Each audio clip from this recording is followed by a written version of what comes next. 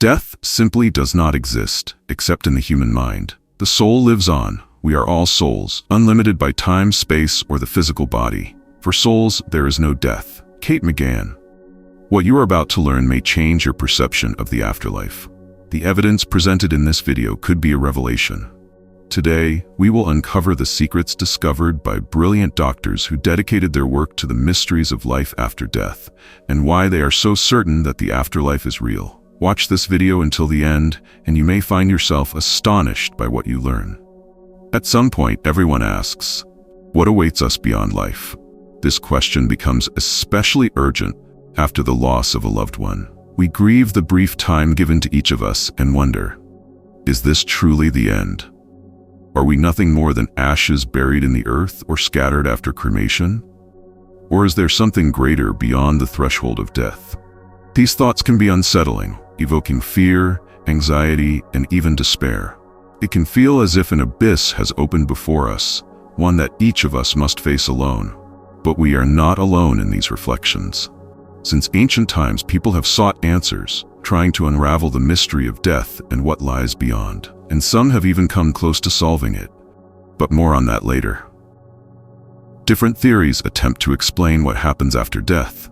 Some believe the soul continues its eternal journey in another realm. Others suggest that the spirit returns through reincarnation, losing all memory of its past life. And still, others argue that death is simply an endless void, interrupted only when the deceased are forgotten. Everyone seeks validation for their beliefs. The religious turn to doctrines of resurrection, philosophers explore the wisdom of the past, and rationalists analyze scientific theories. Today, we will take a deeper look into this mystery and learn about 3 modern researchers who have come closer to solving it.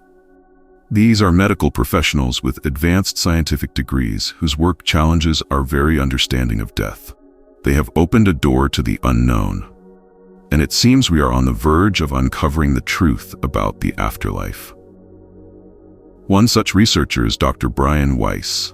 Born in 1944 in New York City, he graduated from Columbia University and later earned his Doctor of Medicine degree from Yale University School of Medicine. After practicing internal medicine at New York Medical Center for several years, Dr. Weiss returned to Yale to make a radical shift in his career.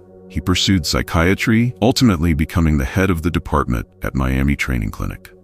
During his work with patients, Dr. Weiss found success using hypnosis therapy. This method proved highly effective in treating mental disorders and became a routine part of his practice.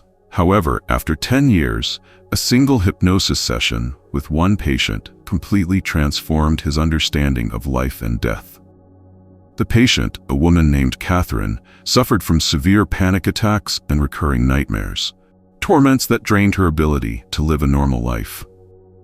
Traditional talk therapy yielded little progress over the course of 18 months, prompting Dr. Weiss to explore hypnosis as an alternative treatment method. During the first hypnosis session, instead of uncovering childhood traumas as he had anticipated, Catherine began to recall vivid details from a past life, including how she had drowned in 1863 BC. Dr. Weiss was stunned. As a skeptical psychiatrist, he didn't believe in the transmigration of souls, but decided to verify the information Catherine had shared by researching historical records. To his astonishment, he found that all the details she had described were indeed documented. In subsequent hypnosis sessions, Catherine mentioned that she had connected with the soul of a highly evolved entity whom she referred to as her mentor. With this mentor's guidance, she was able to fully overcome her nightmares. In one of the final sessions, Catherine shared an extraordinary revelation from her mentor.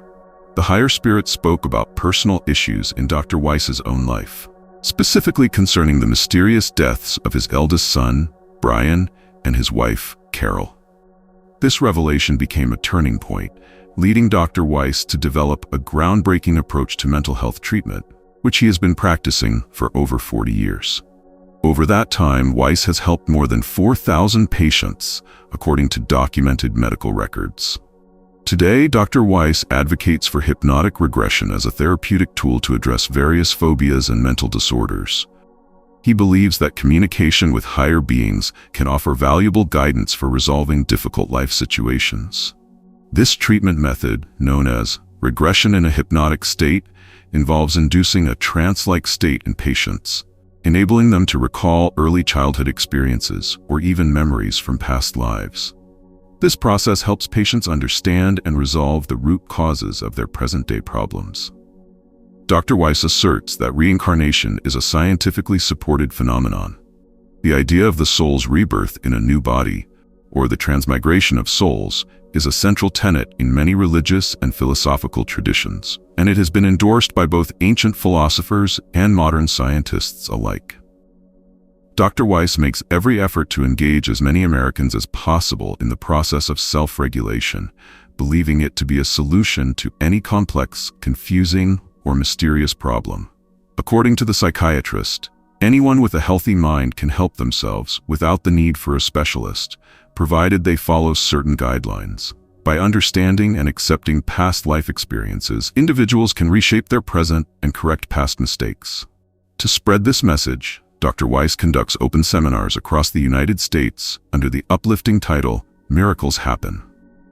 For more advanced students, he organizes workshops that enable participants to explore deeper layers of their psyche on their own.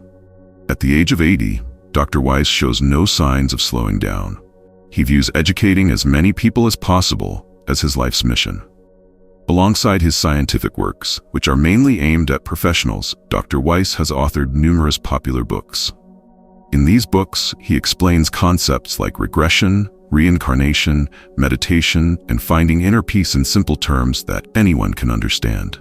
Some of his books have become national bestsellers, and he has been a frequent guest on various American television shows. Dr. Weiss credits his active longevity to the healing effects of revisiting past life memories. He believes these experiences help overcome both physical and mental ailments, infusing life with new, vibrant meaning. While Dr. Weiss is convinced that the human soul can live multiple lives, returning in a new body each time, another medical specialist is focused on revealing what a person experiences during clinical death. His name is Dr. Jeffrey Long. Little is known about Dr. Long's personal life. Born in 1954 in New York City, he graduated from the University of Iowa's medical school and went on to receive a doctorate in radiation oncology. For over 30 years, he worked at Las Vegas Central Hospital, where he confronted the harsh realities of cancer treatment day after day. One day, Jeffrey Long came across an article in a medical journal written by psychiatrist Raymond Moody, who had gathered and organized fragments of memories from people who had experienced clinical death. Inspired by Moody's work, Dr. Long decided to expand on the list of experiences and began documenting the near-death experiences of patients who had returned to life after intensive care. As the material he collected grew, surpassing the length of the most detailed magazine article, Long decided to write a book about what people experience when teetering between life and death. In 2011, his comprehensive book, titled The Scientific Study of Near-Death Experiences, or Proof of Life After Death, was released in the U.S. The book was co-authored with professional journalist Paul Perry. The book quickly became a bestseller, and the issue it raised became the focus of intense media attention, dominating TV and newspaper investigations for days. Drawing from his own extensive experience, as well as the recollections of people who openly shared their memories of clinical death, Long identified several key themes. The research material included over 1,300 questionnaires filled out by real individuals. The central axiom of the book, which does not require further validation, is the theory that the recurring moments in the memories of different, unrelated individuals provide a reasonable conclusion. What they describe is true. Long identified 12 common elements present in most of the questionnaires, including separation of the soul from the body. All respondents reported seeing their bodies from above, with some saying they could easily move through obstacles and be in multiple places at once. Heightened senses. Except for the sense of touch, respondents described vivid visual, auditory, and olfactory experiences that often felt more real than anything they had encountered in earthly life. Emotional surge. Survivors of clinical death described overwhelming feelings of love for the world, peace, tranquility, joy, happiness, and security, emotions that seemed to fill their souls in the moments of death. flight or passage through a light tunnel. This was present in nearly every account. Many noted the softness of the tunnel's walls and the intense brightness of the light as they moved through it. Glow of the surrounding space.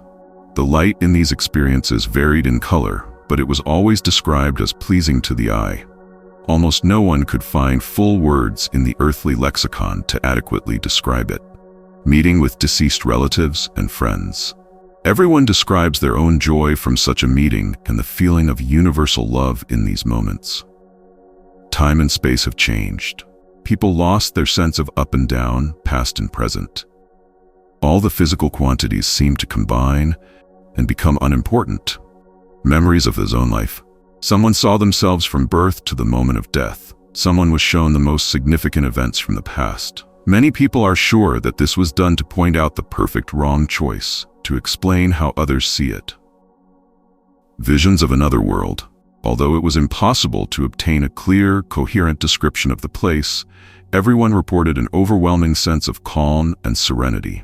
Many claimed that the purity they experienced in that realm stayed with them, forever imprinted on their souls. Acquisition of new knowledge. During these experiences, all the secrets of the universe and the vast sum of humanity's accumulated wisdom were revealed to their consciousness. Many former skeptics lamented the loss of this profound knowledge upon returning to their physical bodies. The feeling of an insurmountable barrier. One of the most frequent remarks was that it felt as though a joyous gathering was taking place just beyond a wall or door, one that they couldn't reach because their time to pass through hadn't yet arrived. Returning to the body. In some instances, the decision to return to life was made by the individual themselves, while in others they were guided back by external forces. Often, those who wished to remain in the afterlife were presented with compelling reasons why they should not stay. Dr. Long observes that the words most commonly used to describe the journey to the afterlife are peace and love. This offers a sense of hope, suggesting that something familiar and warm awaits beyond the harshness of life.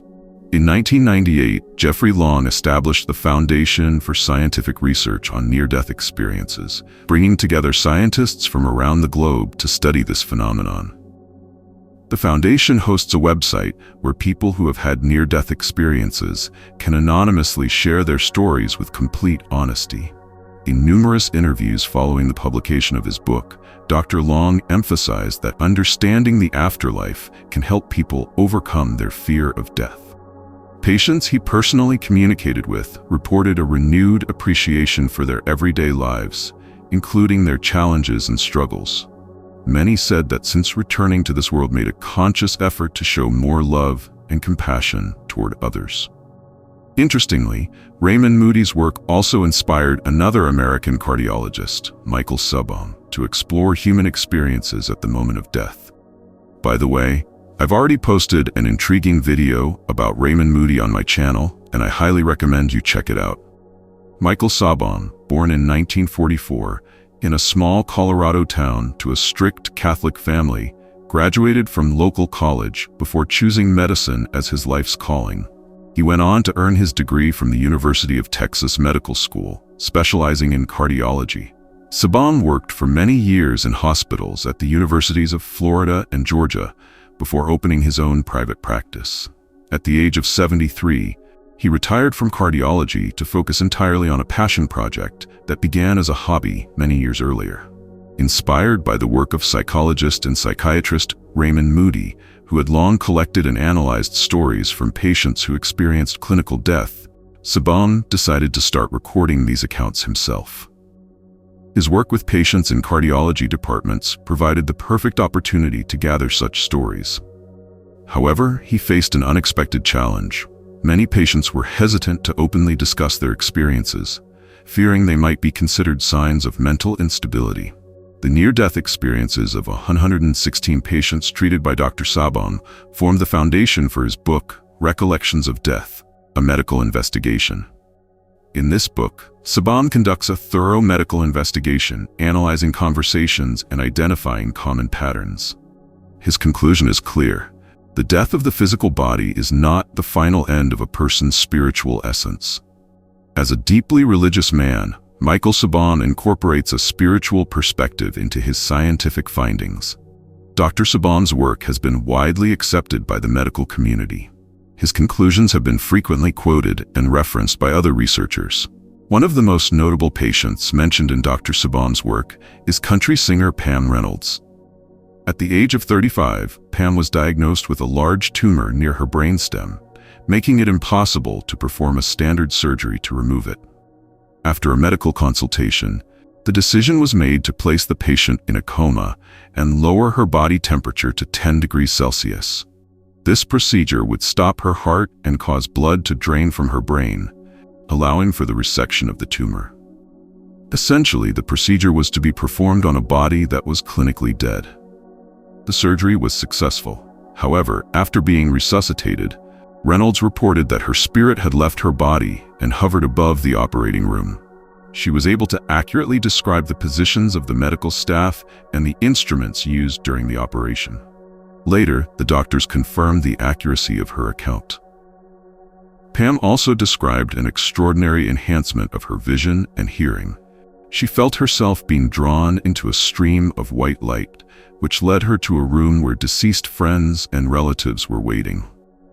She was deeply at peace in this place and didn't want to return to her body. But then her beloved uncle gently pushed her back into her physical form. This particular case, supported by video footage, medical instruments, and detailed reports, stands as a powerful example of consciousness persisting after death. Inspired by the study of near-death experiences, Michael Sabom and his colleagues founded the International Association for Near-Death Experience Research in 1981. Today, the association boasts over 1,200 medical researchers from 50 countries.